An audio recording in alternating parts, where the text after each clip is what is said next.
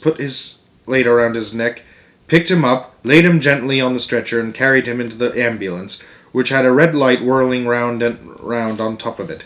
One of the men placed an oxygen mask over the old cob's head and gave him some oxygen, and away they drove, making a great deal of noise, to the hospital. There he was put to bed and given a shot of penicillin. A young doctor came in and examined the wound where the shotgun pellet had hit him. The doctor said that the wound was superficial. The old cob didn't know what superficial meant, but it sounded serious.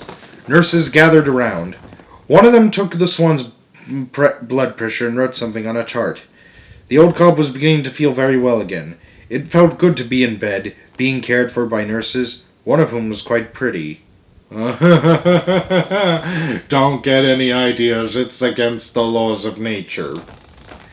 The doctor washed the wound and put a band-aid on it. In the meantime, back on the sidewalk in front of the music store, the judge was announcing his decision. On the basis of the testimony, he said solemnly, I award the money to the storekeeper to make up for the loss of the trumpet and damage to the store. I am placing the Swan in custody of the game warden. Your Honor, said the warden, don't forget that the storekeeper is under arrest for shooting a wild swan. It was a case of false arrest, said the judge ise. The storekeeper fired his gun at the bird because he was afraid his store would be robbed again. He did not know that the Swan was bringing money to pay for the trumpet. The gun was fired in self-defense. Everyone is innocent, the Swan is honest, the debt is paid, the storekeeper is rich, and the case is dismissed. A cheer went up from the crowd. The warden looked sulky, the policeman looked glum, but the storekeeper was beaming. He was a happy man. He felt that justice had been done.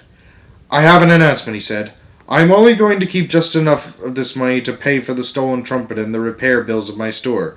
All the rest of the money will be given to a good cause if I can think of just the one. Can anyone think of a worthy cause that needs money? The salvation money? Asked the woman. No, said the storekeeper. The Boy Scouts? Suggested a boy. No, said the storekeeper.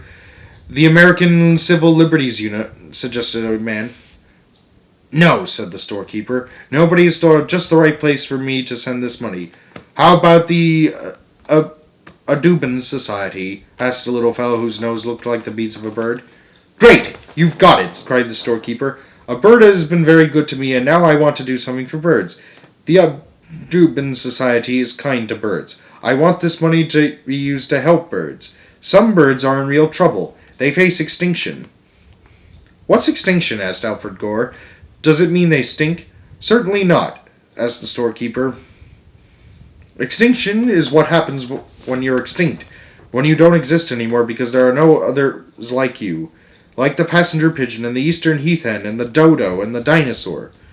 The trumpeter swan was almost extinct, said the game warden. People kept shooting them, like this crazy storekeeper, but now they're making a comeback.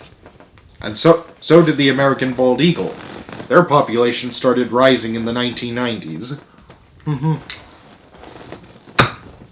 that's saying something, is because they're the nation's bird. The storekeeper glared at the warden.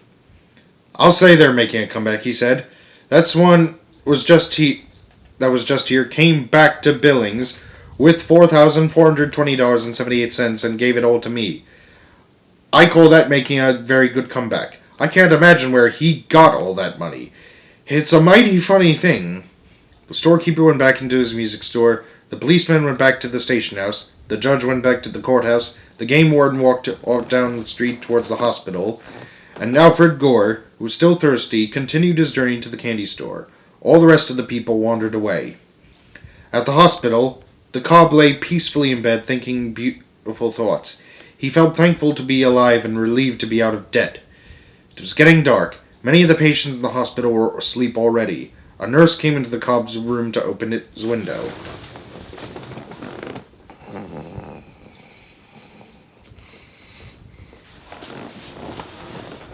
When she came back a few minutes later to take the cob's temperature and gave him a back rub, the bed was empty. The room was deserted. The cob had jumped out of the window, spread his broad wings, and headed for home through the cold night sky. He flew all night across the mountains and arrived home soon after daylight, where his wife was waiting for him. "How did it go?" she asked. "Very well," he said. "An extraordinary adventure. I was shot at it just as you predicted. The storekeeper pointed a gun at me and fired.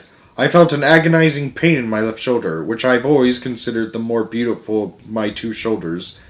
Blood gushed from my wound in torrents, and I sank gracefully to the sidewalk, where I handed over the money and thus regained my honor and my decency. It was at death's honor. I was at death's door. A great multitude of people gathered. Blood was everywhere. I became faint and passed out with dignity in front of all. The police arrived. Dozens of them. Game wardens flocked to the scene in great numbers, and there was a tremendous argument about the money." "How did you know all this if you were unconscious?" asked his wife. "My dear," said the cop, "I wish you wouldn't interrupt me when I am telling the story of my trip. Seeing my grave condition, someone in the crowd summoned an ambulance, and I was taken to the hospital where I was put to bed. I looked very beautiful lying there, my black bill contrasting with the snowy white sheets. Doctors and nurses attended me and comforted me in my hour of suffering and pain. You can judge how serious my wound was when I tell you that one of the doctors examined it and said it was superficial." "It doesn't look bad to me," said his wife. "I think you just got nicked. If it had been bad, you couldn't have flown back so soon. Anyways, superficial or not, I'm glad to see you home safe. I always miss you when you're gone. I don't know why, but I do. 'Cause you're his wife." And with that, she placed her head across his neck, and gave him a slight nudge. Then they had breakfast and went for a swim in an open place in the frozen lake. The cop pulled his band-aid off and threw it away. To be continued.